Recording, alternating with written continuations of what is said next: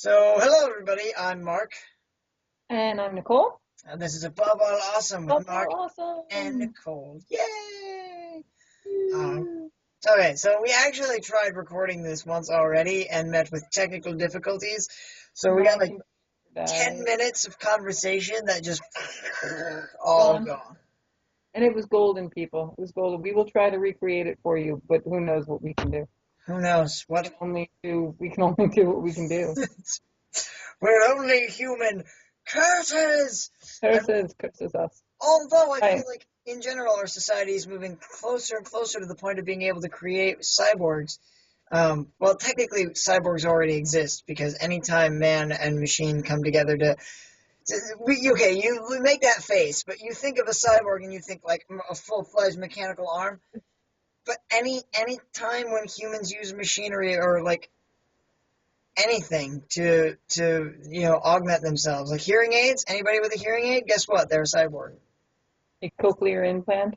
Yep. First of all, Mark, my darling, the only reason this face occurred was because I was wondering why we went to cyborgs all of a sudden when we were talking about podcasts earlier. Because Well, I literally thought you were just jumping right in and picking back up where we were, but then the word cyborg came out of your mouth, and I went, "Sad." well, I mean, I was gonna try to segue in some form or You were going to fashion. segue from cyborg. Well, Damn, I missed it. I, I was using it as a jumping off point to start a conversation, which we could then hopefully smoothly transition into the in since you bring up podcasts. One of the things I love about Still Untitled, the Adam Savage project, is their segues are usually blindingly obvious and awful. But whenever they do a good segue, they almost always comment on it. And Will Smith, one of the guys that talks in there, constantly talks about how he's like, it's a rule of the podcast that if we do a good segue, we have to stop and comment on how good the segue was. Very meta. Very meta of them. It is very meta, but it's hilarious. So No, that's perfect. um, so anyway, so what we were talking about prior to the failing of technology was podcasts and Was how, actually technology, which is kind of interesting. which is comical. It Was is. podcasts and how they're in some ways they're like a return to the old days of radio. So in some way we went forward and then we've come back, which happens I think a lot in society. It does. It does. Well, there's a whole pendulum swing. Like, did you learn about this in humanities? And I'm gonna have to now go online. But okay, so like historically, there's like a pendulum swing that happens with historical time periods. Sure, sure. Like, okay, like here's my real quick rundown of what I'm talking about. I think it's Hegel, but I'm not sure. But like, okay, so let's talk about Romanticism, Rococo, um, the Renaissance, and some. Now I'm doing them, of course, backwards. But okay, so we're going to talk about like Gothic, whatever, the Renaissance, Rococo, and Romanticism. Okay. Okay, so 1600s, or 13, 1400s, 15, 1600s, 17, 1800s, 1900s, Yeah, or you know what I mean. yeah. Um, okay, now we're going to look at America. You ready for this? Mind blown. And we're going to look at 40s and 50s, 60s and 70s, 80s. I'm sorry, we're going to look at 40s and 50s, 60s and 70s, 80s, 90s. No, I'm sorry. Let me do this again. We're going to go back. We're going Okay. to look at, That was good. I'm going to do it. We're going to look at 50s, 60s, 70s, 80s. So just 10 years. Okay. So we're going to look at Gothic and pre-Renaissance first. Okay. Um, very strict religious times. Home and family was important. Religion was important. Um, almost an Elizabethan feel as far as like or Victorian era. Sorry, feel about um, women's place and stuff like that. Okay. Okay. So that's 1950s Americana. Okay. Yeah, Then you sure. have the Renaissance, 1960s Americana, 60s, early 70s. Okay. Yeah. Civil No, rights, actually, yeah. civil rights movement, Age of Aquarius, all of that stuff, and Yeah. enlightening, if you will. Okay. Um, then we have 1970s. Now you cannot tell me that anything in the genre of time and space was more Rococo in America than the 1970s. You're gonna have to explain And you know what I Rococo. mean by the Rococo era, like when pixelated painting came into fashion and Okay. all kinds of weird art shit, Dada came into fashion, Right. Right. um, Okay. art for art's sake, and that was Rococo era. And then also like really lavish um, furnishings and stuff like that, really were just there because hedonism was huge Yeah. in the Rococo era and in the 1970s hippie-esque era, Yeah. um, disco, if you will, like, platform shoes and goldfish in them and shit like that. Yeah. Um, Now we're going to go into romanticism of Napoleon in the 1800s, early 1900s, and now let's look at 1980 and 90 for the most part. Reagan era, um, America rocks, America versus Soviet Socialist Republic and the whole Cold War era idea. Say no to drugs. I mean, this whole like America, fuck yeah ideology of the 1980s, which is where that ideology began, really. Um, and that's romanticism. Yeah. Um, No, I can see that. so, yeah, so pendulum The shifting. pendulum of culture. That's fascinating. Huh. That's my little thought that I like to talk about with that thing because I just thought it was like when I first learned about it in college a long time ago. Let's be honest, because this was like one of my first colleges. You Um, mean that wasn't like a week ago or something? okay, let me make sure everybody can see that.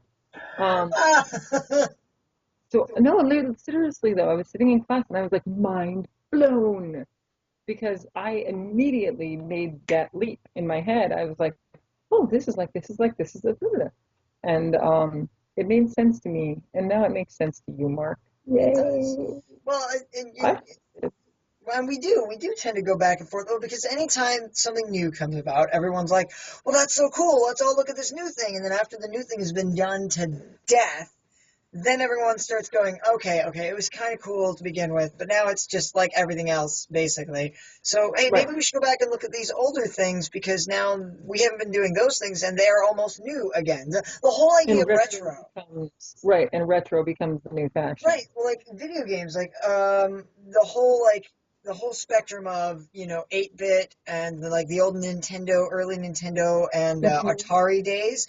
That's Right. gained its own level of new popularity in the modern age Oh because yeah.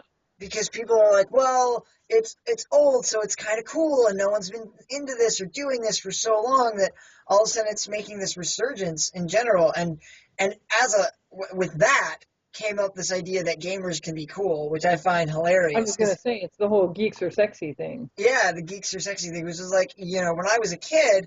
If you were a geek, you were a geek, and you were not popular. Nobody liked Right. you. You were a geek. Done. And then I got into college, and by the time I got into college, it started to swing into this direction where, It started oh, to swing. you're a geek. Geeks can be cool, man. And I was like, oh, we are. I am. That's cool. When did this happen? When did that Why happen? wasn't this in high school when I Yeah. needed it? In When I college, needed, I'm sure of myself. I don't need your validation. right. I don't need Over in you high school, anymore. like, That's funny. But yeah, and so that's kind of what's happened with podcasts. But I think there are a couple of reasons for it, though. Um, oh, I agree. Well, first of all, I mean, earlier we talked about the whole YouTube thing, yeah, which was really a platform or a jumping off point for podcasts. or the popularity of podcasts. Not to mention NPR. Like I said earlier, I think NPR and the subculture popularity of NPR, Right. because it is primarily a giant podcast. I mean, that's the entire freaking station, podcast and classical music. That's it. Yeah. And so people who got turned on to NPR, what, 3, 4, 5 years ago, um, and became the culture of cool, if you will, in our country, Yeah. um, then started to be like, oh, well, blah, blah, blah, podcast, blah, blah, blah. And once NPR got cool, I think that it led the way for other talk shows, Right. that weren't just, morning radio talk shows, Right. Well, to gain popularity with. yeah. Well, and something else that I think is really cool about podcasts is that there's so much content, but you can kind of pick what you want. So, like, Right. like morning radio shows, you don't. They're generals. They talk about this, that, or the other, whatever. But they're not necessarily. It's not necessarily relevant to you all the time. So, Right. so I mean, Well, they. no, and it's the same thing with like popular talvision, like, or standard television. You have what they're going to air, and that's what you're stuck with. Yeah. Now there are a lot of different channel choices, sure, but still, you're getting a prefabricated Selection. program Yeah. and selection. Whereas podcasts, and again, as I said earlier, especially for like famous people, I think that they're a chance for them to break out of or escape from the ideology of what people think they are or Yeah. should be. And Yeah. they can talk about anything. They don't have to talk about a script that's in front of them, or they don't have to talk about, whatever uh, X, Y, and Z wants them to talk about. Oh yeah. They're not Well, stuck in a box. and that's what I think is really cool because then you can choose what you want to listen to because I think people have always enjoyed listening to debates and conversations. Like that's just Hmm. fun to hear people talk about this, that, or the other. And if they're talking about things you care about, it's really cool because you can get to be like, oh yeah, no, I totally agree with that. I mean, I do that all the time when I'm listening to different podcasts. I'll listen to one and they'll start talking about something. I'll be like, I know exactly what they're talking about. That's me. I do those things. Well, and that's what's really interesting, I think, also is the when you talk about the whole "that's me" idea. I think that's in large part where Facebook, for example, has become so popular in that this need that we have as humans lately, well, always, but recognizably so lately, to identify with each other, um, even if we're not identifying in person, Right, but to identify with each other in a large scale, if that makes any sense. right. Um, and I think podcasts have kind of clued into that. And so they're like, well, identify with me. Um, uh, yeah. And then earlier I was talking about, just YouTube in general and how I think it's kind of cool or interesting how there are people that are like sickly, grossly talented on YouTube that would have no voice otherwise. Yeah. And so yeah, there's a lot of schlock on YouTube, certainly. YouTube, I But think, more than a lot of other platforms, created a space where people could they could create and they could just share it with the world, and in that it's created a lot of entrepreneurs, as it were, internet mhm, entrepreneurs and the internet at large is a great space for that. And that's actually why all of the new internet regulations and all the stuff that the major companies are trying to get more control over how the internet works. That's why all of that is such a big issue, because if they do, it means that the internet, insofar as it currently exists, will vanish. It won't be that same right, space for creating and doing things that because it would have limits that smaller companies and websites wouldn't be able to get around. Um, right. but it does. It creates a platform for that stuff, and YouTube's fantastic. I mean, I can't tell you how many artists I've stumbled upon on YouTube and been like, you are insanely talented. I want to fund you. I want to give you money. Take Right. my money. Take it because you're So that you awesome. can keep doing what you're doing. Exactly. And I've Yeah. bought things from people on, I've bought like music and stuff from artists on YouTube because it not only is it great music and whatnot, but I like them, and YouTube gives them a chance to almost meet their audience in a way because they'll talk to you, they'll be like, thank you, they'll say thanks for supporting me, they'll have that moment where Oh, they yeah. can just talk to the people who watch them, and there are other advents that are really cool. Like, have you heard of Google Hangouts? Oh, yeah. Yeah. Some artists will do Google Hangouts and just chill, talk to their fans about whatever. And what better way to like bring you closer to your audience and to engender a tighter community of people who support you and your work than to Right. hang out and talk to people. Like, that's Yeah. fascinating. It's so cool. I told you I listened to Still Untitled, the Adam Savage Project. I listened to that as a podcast. They did a Google Hangout episode where they hung out and they had people ask questions and they just answered whatever came through. And Oh, it's that's cool. yeah, it's way cool. So it's like I think they have this platform to do things like that, which I just think is phenomenal. Hmm. You know, and in some ways, I'm afraid that because that's there, there are a lot of people trying to put limitations on it because they see what it can be, and rather than try to adapt new business models to work in that environment, they're just like, well, we no, bring people back to our way. Right. So speaking of Renaissance or Renaissance or however you want to say it, it's kind of in a way the the advent of the podcast and well and the funny thing is we were talking earlier about how it's kind of a harkening back to 1940s radio or the radio era. Um, and I think that yeah, in certainly in some ways it is because people are more interested now in what people have to say Yeah, um, than a product that's being delivered or a visual that's being delivered or whatever. oh I yeah, think we're less about what people look like lately than we are about what they're saying, I, which is interesting. It's a new medium for not medium. It's a new mentality, mindset. mentality. Yeah, for entertainment, basically. I mean, 'cause podcasts are entertainment too. Like I was watching, and I hate to make this reference, but I was watching the latest, and I wasn't watching American Idol, but I was watching like the latest American Idol commercials, if you will. Okay, Have you seen the people that are on that have made it to American Idol? nope, I haven't. I don't mean to be rude, but by and large, these are not like beautiful people, like television. mm, They're not charismatic. But you, yeah, well, no, they're probably very charismatic. They're just not. They're not the ideal of television beauty or whatever you want to call it. I mean, we Right, all know what I'm talking about. You see somebody on the street, and you're like, wow, that person could be on television. right, And then there's other people where you're like, oh no, not so much. Until you get to know them, and then you're like, oh well, hell yeah, never mind.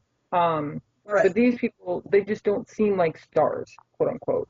Um, but I haven't seen them perform or anything like that. I've just seen, they're them on the American Idol commercials.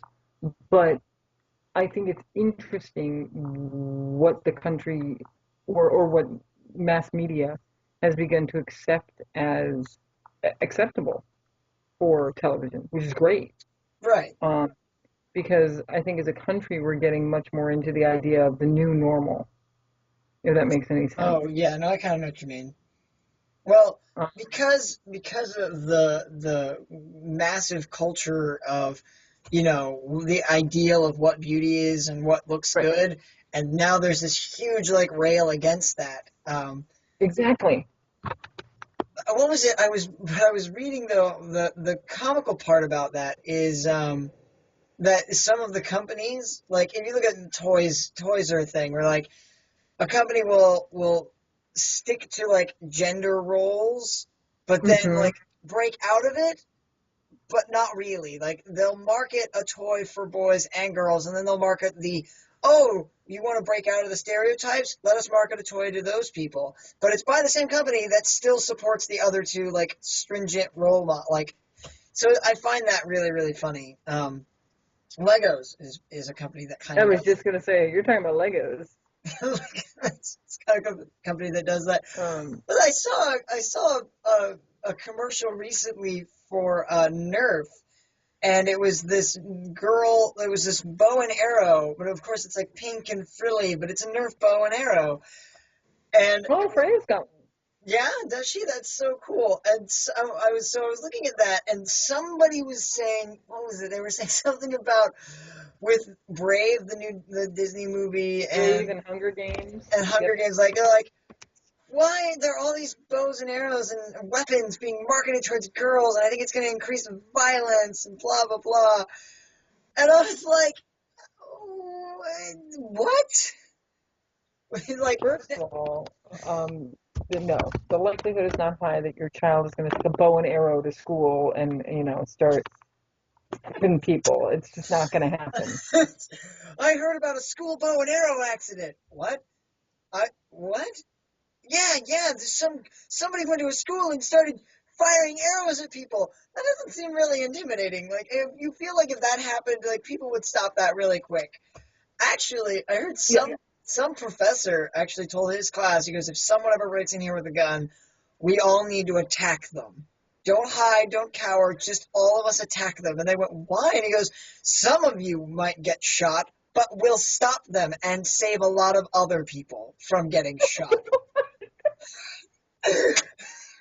wow. It's actually not a bad mentality. If everybody just said, I know that there's a danger here, I recognize that, but I'm going to go anyway, and all of them mobbed whoever the shooter is, yes, the professor's right. Somebody's going to get shot and hurt in that process, but that one person cannot overpower an entire classroom of people.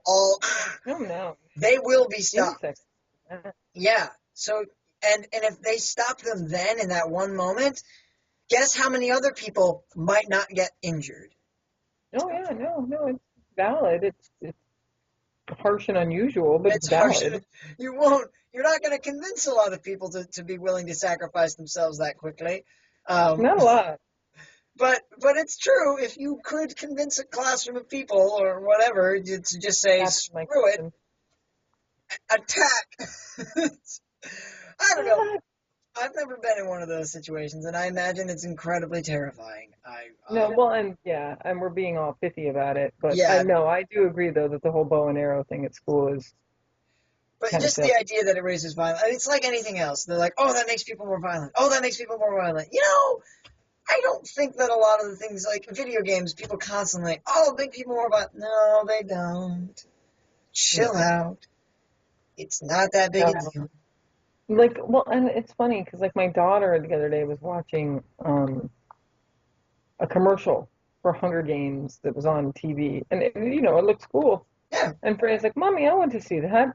And my husband, God bless him, was like, "Oh yeah, no, we can see that." And I turned to Patrick and I went, "No, no, my 5-year-old daughter is not seeing Hunger Games. No, Do you probably. remember?" Because Pat hasn't read it, but I think I read it to him once on a trip or something. Oh, gosh.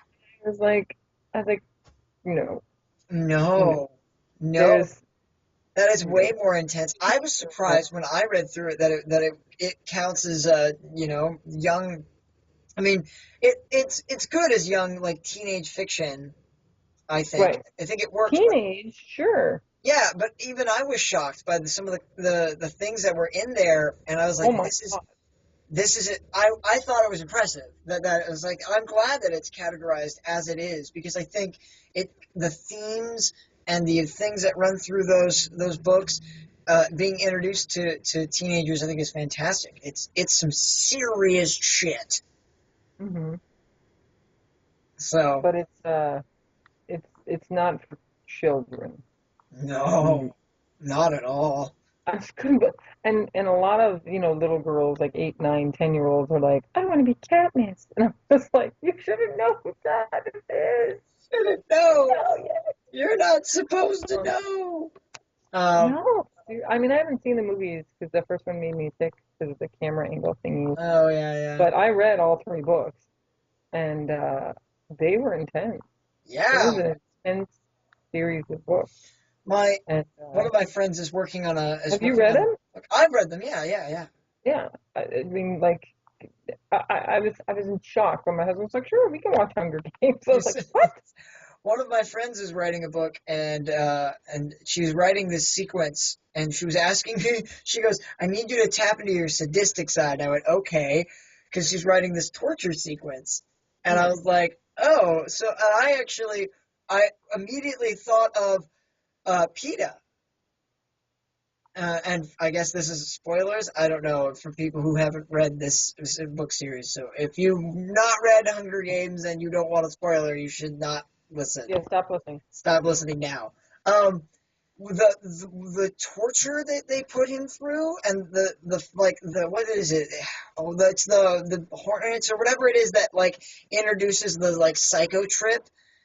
They like Oh yeah, yeah, douse him with that chemical, and then they subject him to images of Katniss while he's under that, so that he creates this right. So the psychological, Katniss like, amphetamine in his yeah, mind. he views Right, her as now she becomes a trigger for this right. violent, he's got to kill her, and all this other nonsense. Like, they mentally break him, and then Oh, at the end of the series, he's not even, he can't, he is damaged for the rest of his life. He is damaged.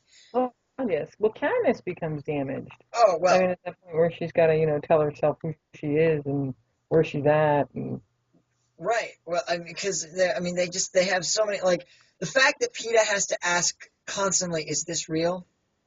And get that confirmation, right, and that's yes. what I mean. Yeah, Yeah. And yeah. so, By the third book, just like Jesus. yeah, so there are some major crazy serious things in there that it's just like,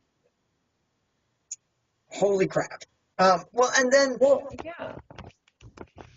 and then beyond that, the commentary on society and where that society is at, and the parallels between that society and where we're at as a society. Oh yeah.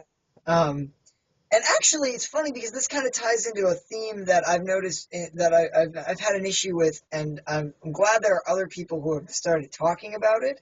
And I feel like I'd like that conversation to go on about our society's attitude about work and what good jobs are, and what's a credible source of income. What's a credible source of income? Yeah, Right. because the superiority and the sense of we are the upper class and we live this way, blah, blah, blah. It comes from this weird push in our culture over the years that, if the job requires you to work really hard and do like manual labor or something With like your that, hands, yeah.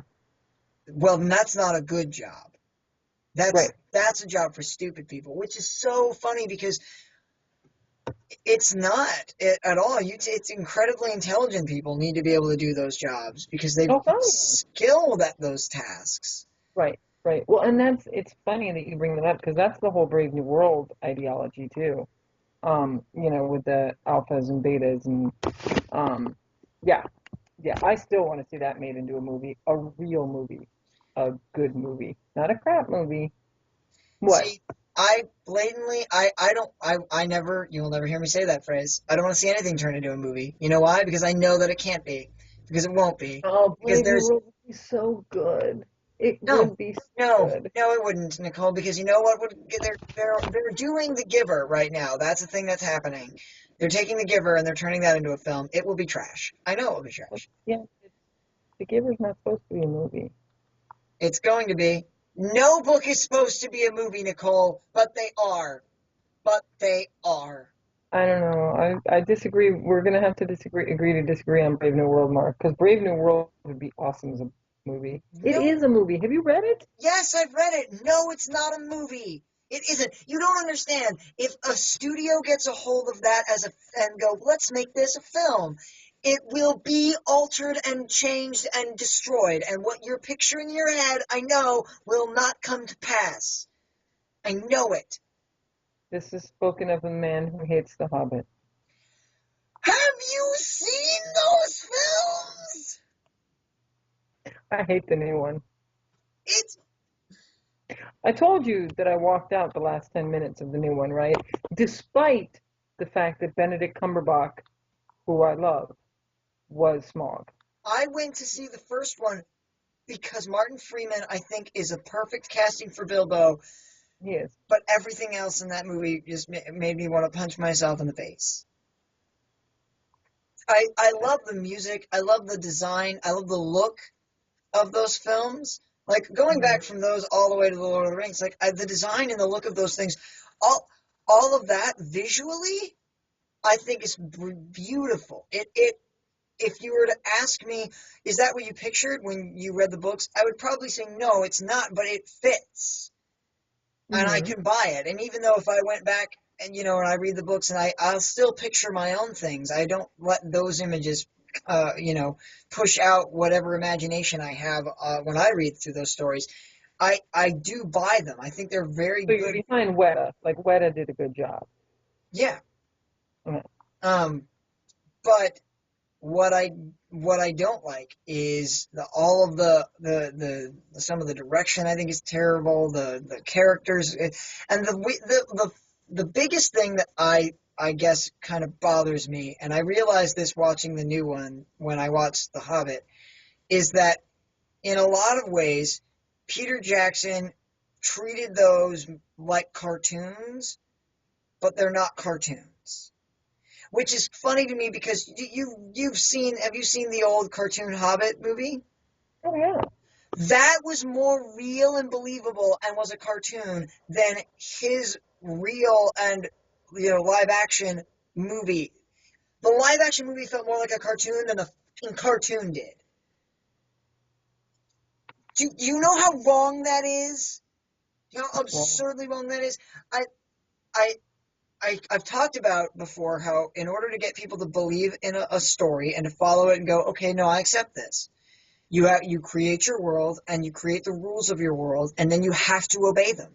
Because if you break the rules of your world, then no matter how bizarre the world is, every world operates on rules. You break those rules and your right, story becomes immediately unbelievable. And I'm sorry, right. I don't care if I'm in a world with wizards and dragons, that world still has rules. And you can't, when I say, oh, this weird part bothered me because physics doesn't make any sense here, and then you look at me and go, Mark, there are dragons. I don't give a fuck if there are dragons. There's dragons in a world with physics. A person can't fall 40 or 50 feet and not be hurt, period. I'm Are you talking sorry. about Gandalf? I'm talking about any of that whole sequence when they were in the caves with the goblins. Mm. The weird chase through all the things where they fell and jumped and all this stuff. All of that was first off ludicrous and ridiculous, and it made me think of the really crappy battle sequences in the prequel Star Wars trilogy. They're just terrible. And when Bilbo fell down whatever pit hole thing it is he fell down, or he went down into the hole where Gollum was at, that fall, Mm. go back and watch that fall. Do you know how far he falls and what he hits? And he's totally fine. I'm like, nope, I don't buy it. Sorry. It makes no sense. My You husband, or a couple of other people I know, had a problem with the Balrog that's made of shadow and flame. They say it's made of shadow and flame, and it has wings, yes. clearly defined wings Yeah. that falls with Gandalf. And you're Yes. thinking, this thing has wings. They aren't broken, not broken wings, not a Mr. Mister song. Why is the Balrog not flying back up? I would have to go back and relook at the sequence as it takes place in the book. But I feel like it's because they were fighting as they fell. They were fighting as they fell. But And still, if I were a Balrog, I'd be flying at that point because I would know I'm falling, and I would stop fighting. well, see, that's kind of where that the Balrog is basically. Do you know the history of the Balrog and Gandalf? Like, do you know what a I don't. Balrog is and what Gandalf? Basically, they It's are a beast almost. of shadow and flame. You know only the No, description. I don't. As a creature, Gandalf and the Balrog are almost polar opposites of the spectrum of light and darkness, essentially. And I Right. can buy that he wouldn't have tried to fly because if you are this creature of ultimate evil and then you see your polar opposite, this embodiment of ultimate good, are you going to run away from him? Because you know that he's not going to die if he falls either. Mm.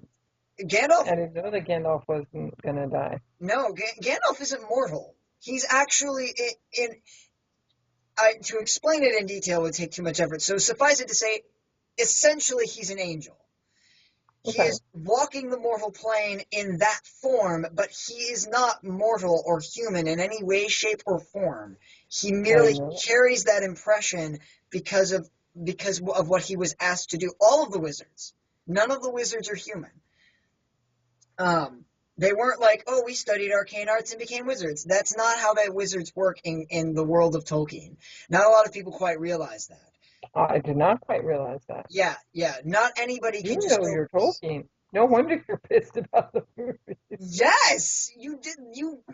Oh, nobody quite grasps. I think how much I love his stories and how much they meant to me, and what I. This is turning. I have to stop myself now before this goes too far. Anyway, so It's the funny. Balrog. Wait, I just want to mention right now that earlier on our first podcast, or even pre-pod, whatever this is, that I said to you when you said, "What are we going to talk about, Nicole?" And I said, "Well, let's talk about the podcast thing." And then I said, "Because we know we're going to get off track anyway, and end up talking about other stuff. It doesn't really matter what choice we choose. It's true. It doesn't matter It what our starting topic is. We'll go doesn't matter anywhere. what our starting topic is. Um. We need So to come up with another name instead of above all awesome. We need to come up with like random shit we think about, or I don't know, what conversations with people who have ADD. conversations with ADHD. Ooh, like the bright So shiny hour. I don't Oh, know. the anyway. Well, with that, I'll go ahead and end this the podcast for Oh, now I was gonna say you're gonna end your diatribe. because we're past 30 minutes and I feel like that's a good chunk. I mean, we could do another.